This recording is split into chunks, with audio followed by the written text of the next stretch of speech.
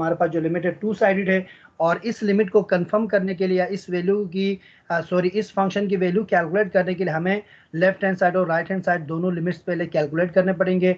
अगर दोनों की वैल्यू सेम आती है तो हम कहेंगे कि दिस फंक्शन इज कंटिन्यूअस, अगर सेम नहीं आती है तो हमारे पास होगा फंक्शन डिसकंटिन्यूअस।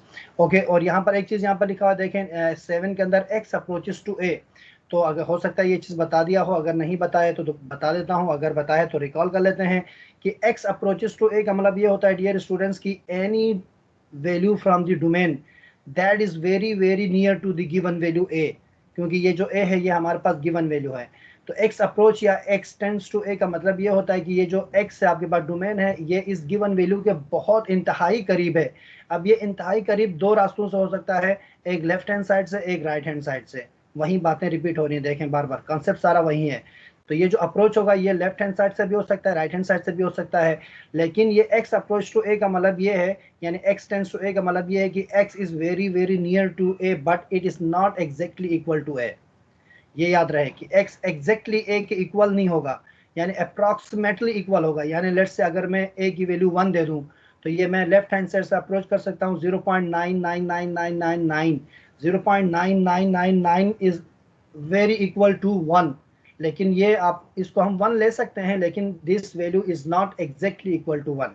तो अप्रोच का मतलब बेसिकली ये है कि हम किसी पॉइंट पर डायरेक्टली नहीं पहुंचते हैं भाई, हम क्या करते हैं एक systematic form, by step wise, by iteration form, और बाई सिंपली द अप्रोच, यानी एक step by step time wise हम वहां तक पहुंच जाते हैं, डायरेक्टली हम पहुंच नहीं सकते। इसी तरह का वही लिमिटिंग वैल्यू मेरे पास 1 है और मैं राइट हैंड साइड से अप्रोच करूंगा तो ये मेरे पास वैल्यू क्या हो जाएगी लेट्स से 1.00001। तो ये देखें अगर मैं 1.001 को अगर मैं इक्वल टू 1 ले लूं तो कोई फर्क पड़ने वाला नहीं है, क्योंकि this value is very very near to 1 but it is not exactly equal to 1। बस यहाँ पर ये बेसिकली बताना चाह रहा हूँ कि ये जो x टेंड्स टू a या x अप्रोच टू a का मतलब ये है कि जो गिवन वैल्यू है उस पर जो डोमेन है वो एग्जैक्टली इक्वल नहीं होगा, बट आइदर साइड से ये क्या होगा, अप्रोक्सीमेटली इक्वल होगा। ठीक है जी, आगे बढ़ते हैं। तो जो बातें हम लोगों को बताई हैं उसको मैंने थोड़ा लिख करके भी रखा है ताकि अगर आप स्लाइड्स देखेंगे तो आपको पता चले। एक बार रिकॉल करता जाता हूं जल्दी जल्दी में। वन साइडेड लिमिट्स लिखी हुई है, number 1 left side and right side limits. Left hand side limit का क्या मतलब होगा, जब भी आपके पास जो अप्रोच होगी वो उसके सुपरस्क्रिप्ट पर माइनस लिखा होगा, और राइट साइड लिमिट का मतलब होगा कि जो आपके पास लिमिटिंग वैल्यू है, गिवन वैल्यू है, उसके सुपरस्क्रिप्ट पर प्लस लिखा होगा। तो ये देखें यहाँ पर लिखा हुआ if both are equal functions is continuous, अगर दोनों सेम है तो ये कंटिन्यूअस फंक्शन होगा। लेकिन यहाँ पर देखें सेम होना भी जरूरी है, और दूसरी शर्त क्या है बेटा, अभी बता दिया मैंने आपको, डेफिनेट होना चाहिए। वैल्यू का डेफिनेट वेरी होना वेरी जरूरी गुड, है। That's good. बस इतनी ये बात याद रखनी, आगे काम आएगी। तो ये जो बात हमने बात की कि एक वैल्यू इक्वल भी होनी चाहिए दोनों आइदर साइड्स के लिए, और वो डिफाइंड वैल्यू भी होनी चाहिए, डेफिनेट भी होनी चाहिए। तो ये देखें लिमिट x अप्रोचेस टू +1, यानी +1 means the right hand side is equal to l, this l is any constant value, any definite value, and limit that is equal to limit x approaches to a minus. तो ये आपके पास left hand side और right hand side limit दोनों equal हो जाएंगे, तो आपके पास जो फंक्शन होगा that will be continuous function. Okay, एक बार फिर यहाँ पर ये आपकी टेक्स्ट बुक का हिस्सा है, टेक्स्ट बुक से उठा करके मैंने एक क्रॉप करके इसको यहाँ पर लगा दिया है, आप इसको रीड कर सकते हैं कि टू साइड लिमिट के लिए क्या कंडीशन है, वही बातें हैं जो अभी हमने डिस्कस की हैं। अब आते हैं हम असल काम पर। अब ये जो हम काम करने वाले हैं बहुत इंपॉर्टेंट, आपकी जो एक्सरसाइज 1.1 है वो बिल्कुल इसी टॉपिक पर यानी इसी कंसेप्ट पर डिपेंड करती है पूरी। तो तमाम स्टूडेंट्स से पहले मैं रिक्वेस्ट ये करूंगा कि इस स्टेटमेंट को अपनी लेक्चर नोटबुक पर जल्दी से नोट करें। For the given function in the figure, find the one-sided limit and two-sided limit at x equal to a. x equal to a is the given value, जिसको हमने limiting value का भी नाम दिया है। दोनों नाम है, गिवन वैल्यू भी कह सकते हैं, लिमिटिंग वैल्यू भी कह सकते हैं। इस x equal to a limiting value के लिए आपने वन साइडेड लिमिट कैलकुलेट करना है और टू साइडेड लिमिट कैलकुलेट करना है। इफ दे एग्जिस्ट, अगर वो डिफाइंड है, अगर वो डिटर्मिनेंट है, यानी इफ दे एग्जिस्ट की मीन्स अगर वो एग्जिस्ट करते हैं यानी डिटरमाइंड फॉर्म में हो। चलें स्टेटमेंट जल्दी से लिख लीजिएगा, उसके बाद हम फंक्शन को वन बाय वन डिस्कस करते हैं। For the following function in the figure, यानी आपको एक फिगर मिलने वाली है, यानी आपको एक ग्राफिकल फंक्शन मिलने वाला है। सिंपल एक फंक्शन आपको ग्राफ की फॉर्म में गिवन होगा, उस ग्राफ को देखकर आपने वन साइडेड लिमिट कैलकुलेट करना है और टू साइडेड लिमिट कैलकुलेट करना है।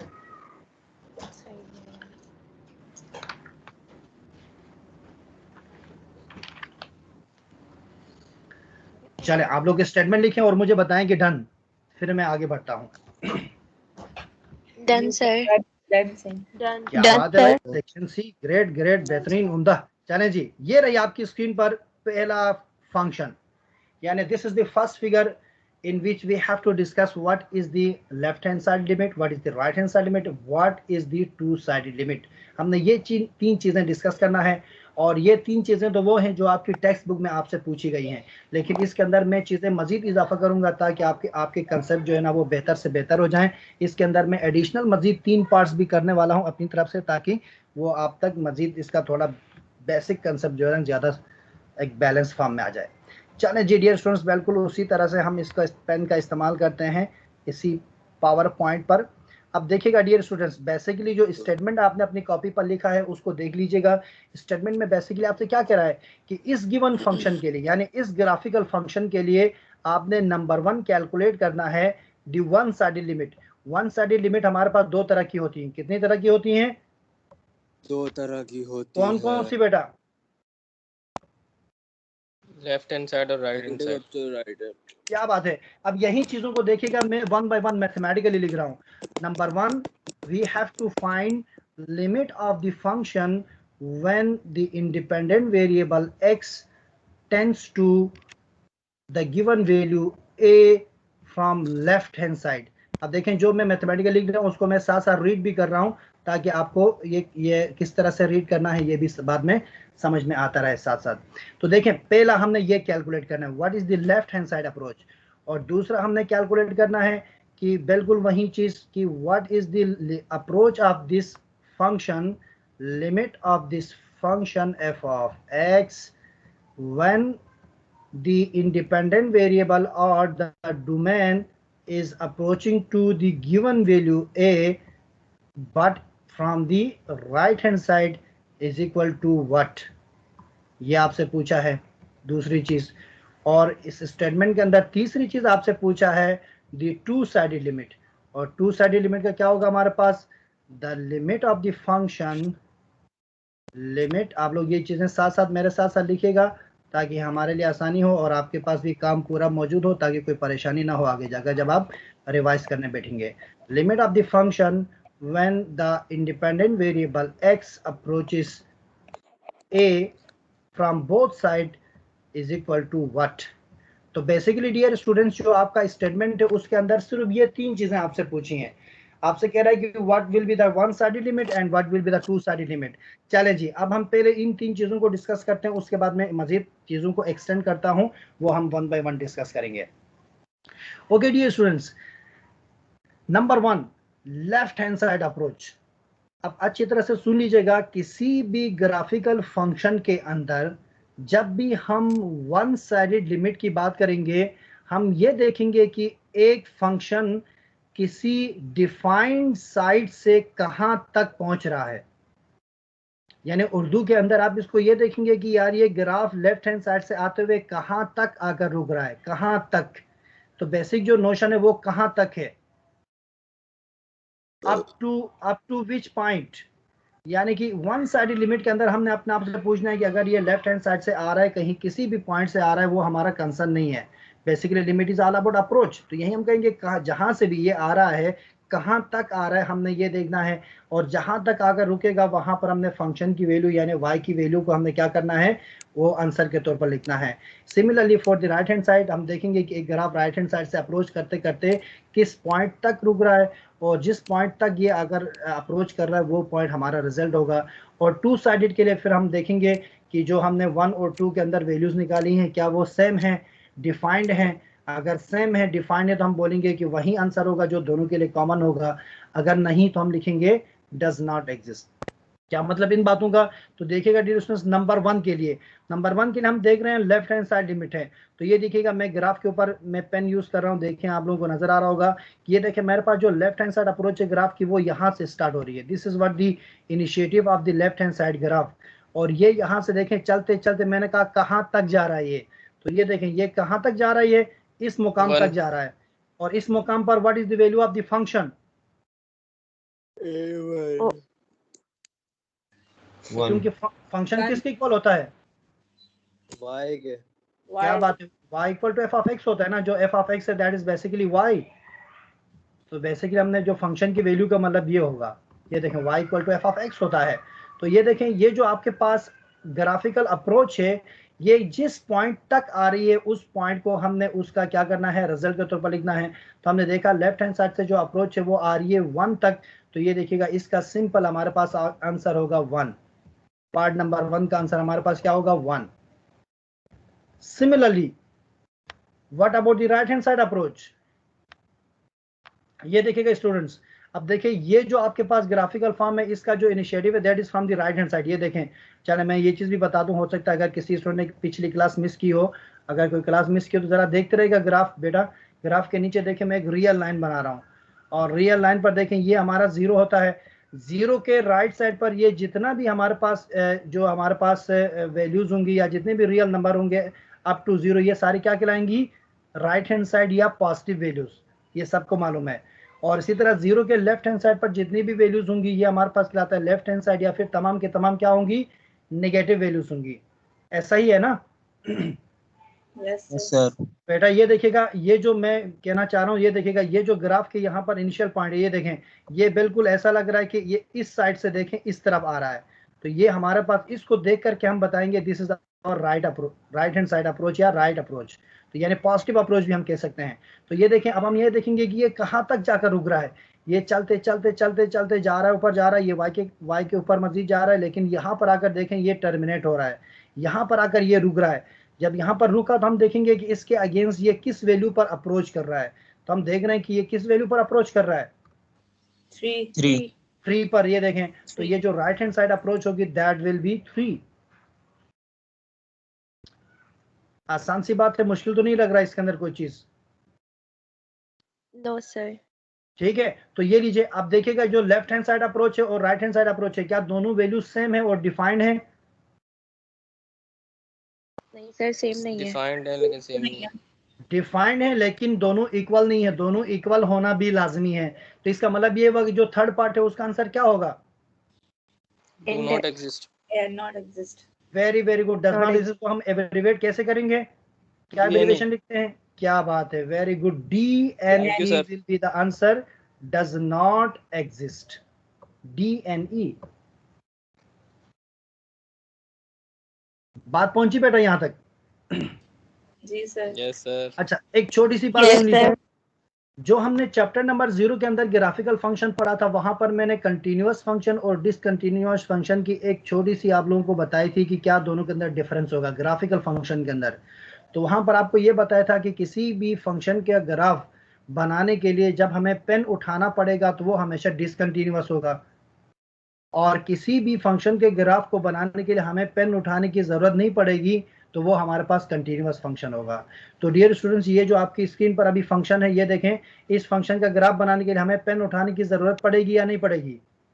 पड़ेगी। पड़ेगी, क्योंकि देखें इसका एक हिस्सा इधर ऊपर है और दूसरा हिस्सा यहाँ नीचे है। तो ये देखें, हम ग्राफिकल फंक्शन के जो हमारे पास एक नोशन है या जो हमारे पास कंसेप्ट है उसके थ्रू भी हम बता सकते हैं कि यार ये हमारे पास एक डिसकंटिन्यूअस फंक्शन होने वाला है, और डिस की लिमिट कभी भी एग्जिस्ट नहीं करती, यानी इसकी जो टू साइड लिमिट है वो किसी भी कॉमन पॉइंट पर कभी भी अप्रोच नहीं होती। यानी discontinuous functions do not possess the limit, यानी उनकी लिमिट हमेशा डज नॉट एग्जिस्ट होगी। तो ये हम पहले ही बता सकते हैं कि यार ये फंक्शन हमें किस तरह की लिमिट देने वाला है। तो ये देखें, इसकी शक्ल देख करके हम बता सकते हैं कि ये हमारे पास क्या होने वाला है, डज नॉट एग्जिस्ट वाली कंडीशन पर आने वाला है, क्योंकि ये हमारे पास एक डिसकंटिन्यूअस फंक्शन है according to the graphical form. और इसी ग्राफिकल फॉर्म को हमने लिमिट के अंदर देखें मजीद वेरीफाई कर दिया कि saying that yes the left hand side and the right hand side limits are defined but the values are not equal because 1 is never equal to 3।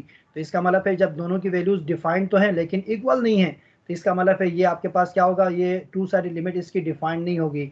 यानी दोनों, यानी टू साइड लिमिट डिफाइंड नहीं होगी, क्या मतलब होगा, अगर मैं इसको आसान अल्फाज में आपको समझाऊं तो इसका मतलब ये है कि ये जो गिवन फंक्शन है इसके लिए लेफ्ट हैंड साइड और राइट साइड से आते हुए दोनों का मिलाप एक कॉमन पॉइंट पर नहीं होगा, यानी they will never intersect at common point for this function. I hope की बात पहुंची है। Yes sir. Yes sir. Yes, very sir. Good. अब देखिएगा ये जो स्टेटमेंट था ये तो आपकी टेक्स्ट बुक का था, लेकिन अब इसके अंदर मैं कुछ चीजें इजाफा करना चाह रहा हूँ। अब मैं देखें इसके अंदर फोर्थ पार्ट इजाफा करना चाह रहा हूँ डियर स्टूडेंट्स। अब मैं आपसे ये, जी बेटा कोई क्वेश्चन?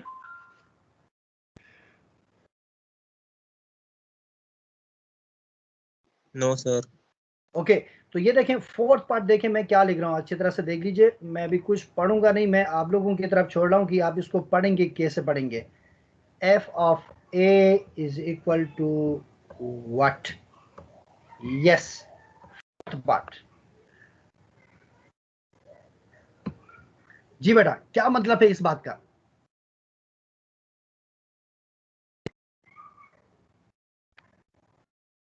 फोर्थ पार्ट का मुझे मतलब बताएं बेटा। फंक्शन ए की वैल्यू पूछ रहा।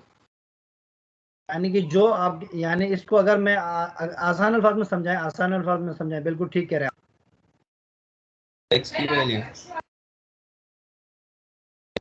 ठीक है, ठीक है, शाबाश। और तमाम स्टूडेंट्स पार्टिसिपेट करें, शाबाश। सर वाई से वहां सर वही रख देंगे। ठीक है, ठीक है। बाकी जो खामोश है वो भी बोले शाबाश।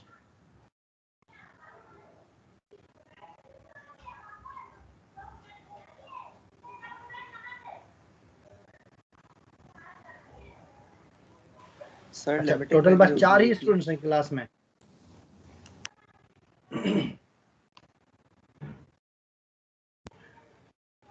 सर वाई एक्सिस पे ए की वैल्यू क्या है? ठीक है, बिल्कुल ठीक है, बिल्कुल ऐसा ही है। अच्छा, मेरी आवाज सबको क्लियर आ रही है? Yes sir. Yes sir. Yes sir. अच्छा, अब सुन लीजिएगा। बेसिकली जो फोर्थ पार्ट है इसके अंदर आपसे ये पूछ रहा है कि what is the value of the function eight given value. Statement समझ में आ गया क्या कहना चाह रहा है? बेसिकली फोर्थ नंबर पार्ट के अंदर क्या स्टेटमेंट में आपसे पूछना चाहे, क्या चाह रहा है कि what is the value of the function when the given value is a. यानी कि अगर मैं इसको समझाने के लिए डियर स्टूडेंट्स, अगर किसी स्टूडेंट ने पिछला कोई लेक्चर मिस किया हो तो मजीद थोड़ा सा इस कंसेप्ट को बेहतर बनाने के लिए एक एग्जांपल आपकी स्क्रीन पर लेफ्ट साइड के टॉप पर देखिएगा। मैं एक लिख रहा हूँ फंक्शन। लेट्स से मेरे पास एक फंक्शन गिवन है f of x equal to let's say 3 times x square minus 3 times x square minus 3। और डियर स्टूडेंट्स, अगर मैं आपसे कह रहा हूं कि इस फंक्शन के लिए मेरे पास जो लिमिटिंग वैल्यू है, यानी जो गिवन वैल्यू है, दैट इज, यानी कि चले मैं इसी फॉर्म में लिख देता हूं, a is equal to let's say 1। ये लीजिए स्टूडेंट्स, तो क्या मतलब होगा इसका? बेसिकली ये जो a है that is equal to the independent variable x, क्योंकि यहां पर हमारे पास जो गिवन वैल्यू है वो इन जनरल हम a की फॉर्म में लिखते हैं, लेकिन जब हम इसको एक फंक्शन के लिए देखते हैं तो वो हमारे पास क्या होता है, इंडिपेंडेंट वेरिएबल की जगह हम उसको रिप्लेस कर देते हैं। अगर मैं आपको गिवन वैल्यू a करूं, यानी कि अगर मैं x की वैल्यू या a की वैल्यू आपको मैं 1 दे दूं, तो आप मुझे बता सकते हैं कि इस गिवन वैल्यू के लिए इस फंक्शन की क्या वैल्यू होगी। इसका मतलब क्या होगा, f ऑफ 1, यानी जहां जहां x है वहां पर हम 1 पुट करेंगे। f of 1 equal to 1 square 3 and minus 3, that will be 0। मतलब ये हुआ कि ये जो गिवन वैल्यू 1 थी उस पर हमारे पास फंक्शन की वैल्यू क्या आ गई, the value of the function is 0। तो बेसिकली यहाँ पर भी ये फोर्थ पार्ट के अंदर भी आपसे यही पूछ रहा है कि what is the value of the function when we are given a value a। तो डियर स्टूडेंट्स, यहाँ पर एक चीज गौर कीजिएगा कि आपके पास यहाँ पर जो गिवन वैल्यू या लिमिटिंग वैल्यू है that is an arbitrary constant a है। इसका मतलब है अब यहाँ पर हमें कोई डेफिनेट वैल्यू मिलने वाली नहीं है। अब डेफिनेट वैल्यू मिलेगी तो भी हमें ग्राफ बताएगा कि वो डेफिनेट वैल्यू क्या होगी, ठीक है, क्योंकि हमें नहीं मालूम कि what is the value of a। तो a को हम अपनी तरफ से क्या पुट करें, कोई भी रियल नंबर हो सकता है, ये 0 हो सकता है, -1 हो सकता है, 3 हो सकता है, -3 हो सकता है, 4 हो सकता है, 100 हो सकता है, तो हमें ये नहीं मालूम। लेकिन ग्राफ के अंदर हम कैसे पहचानेंगे कि किसी भी गिवन वैल्यू के लिए फंक्शन की वैल्यू क्या होगी? तो डियर स्टूडेंट्स याद रखिएगा, किसी भी ग्राफिकल फंक्शन के अंदर जो सॉलिड डॉट होगा that belongs to the given value of the function for the given function. याद रहेगी बात? 2 सर यानी 2। बिल्कुल बिल्कुल बिल्कुल ठीक, एक्सेलेंट। तो बात यहाँ पर एक याद बार रखने रिपीट की करिएगा। ये है, मैं रिपीट करता हूँ बेटा, बात याद रखने की ये है कि किसी भी ग्राफिकल फंक्शन के अंदर जहां पर सॉलिड डॉट होगा, जैसे कि ये देखें, मैं स्क्रीन पर इसको थोड़ा सा, ये ग्राफ को थोड़ा गंदा कर रहा हूँ, देखते रहेंगे सब। ये कर्सर कहाँ चला गया भाई? अच्छा यहाँ पर है। ये देखें, इसको मैं थोड़ा गंदा कर रहा हूँ, देखिएगा ये जो सॉलिड डॉट नजर आ रहा है, देखिएगा ग्राफ पर, किसी भी ग्राफिकल फंक्शन के अंदर जहां पर सॉलिड डॉट होगा वो सॉलिड डॉट हमेशा बताएगा कि ये गिवन वैल्यू पर फंक्शन का रिजल्ट है। बस इतनी सी बात आपने याद रखनी है। Solid point belongs to the value of the function at limiting value. याद रहेगी इतनी सी बात? अगर याद नहीं रहेगी तो आप इसको अपने लेक्चर नोटबुक पर नोट भी कर सकते हैं। रिकॉल करता हूं, the solid dot in any graphical function belongs to the limiting value और the given value of the function. तो डियर स्टूडेंट्स, अगर मैं फोर्थ पार्ट का आपसे आंसर पूछूं तो क्या आंसर होना चाहिए? सर 2। 2 होना चाहिए। सिंपल। देखें ये सॉलिड डॉट किसके आगे मौजूद है? ये देखें, सॉलिड डॉट को मैं y से मीट 2 करा क्या? दूंगा तो देखें किसके आगे है, ये 2 पर आगे आ रहा है। इसका मतलब है the answer for the part 4 is 2। कोई कंफ्यूजन है, कोई प्रॉब्लम है तो पूछिए बेटा।